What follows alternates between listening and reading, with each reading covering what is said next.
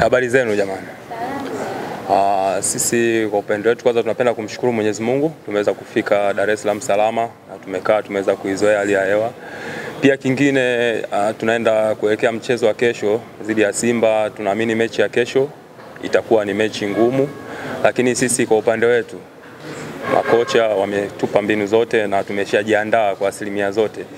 Asilimia 95 kwa ajili ya mechi ya kesho ambayo tunasubiria tufike katika uwanja wa mapambano.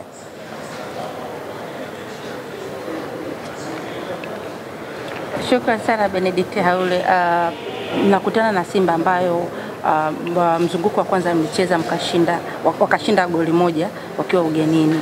Unaamini mchezo wa kesho utakuwa namna gani? Unajua kila mchezo unakuja kwa namna yake tofauti.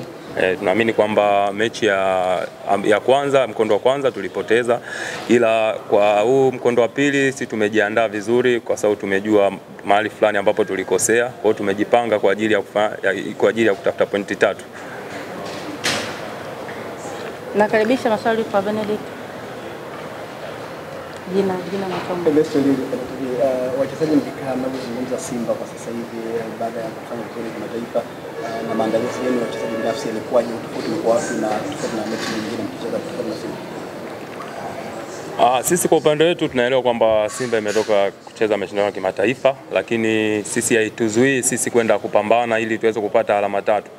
Kwamba sisi tukikaa lazima tuambizane kwamba tunaelekea mwisho wa msimu na hii mechi tunahitaji kufanikisha ili tuweze kupata pointi 3. Ndio mipango ya timu. Kwa hiyo kila kitu kitafanyika vizuri na naamini tutashinda. Swali la mwisho. Salamu kutoka Mtandao TV. Kama wachezaji unaenda kucheza na Simba ambayo imetoka kukosa kombe moja, lakini inaenda kulihitaji zaidi kombe la ligi kuu soka Tanzania bara, na nyinyi pia kama timu na malengo yenu makubwa ambayo kocha amezungumza, mentality zenu kama wachezaji kuelekea huu mchezo zikoje? Kama tulipoongea mwanzo na kocha aliposema kwamba sisi tupo kwa ajili ya kupambania pointi 3. Hatutoangalia kwamba mechi inakuja kwa namna gani. Hivyo kesho itakapofika ndo dakika 90 ndo zitaamua kila kitu. Tunawakaribisha sana mashabiki zetu. Zungumza sasa na mashabiki kuwakaribisha uwanjani kwa kesho.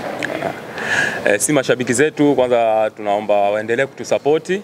Wanaelewa kwamba sisi tumefikia malengo yale ambayo tumejiwekea kwa asilimia ambazo tulikuwa tunasema lazima tushiriki mashindano ya kimataifa kwa msimu ujao.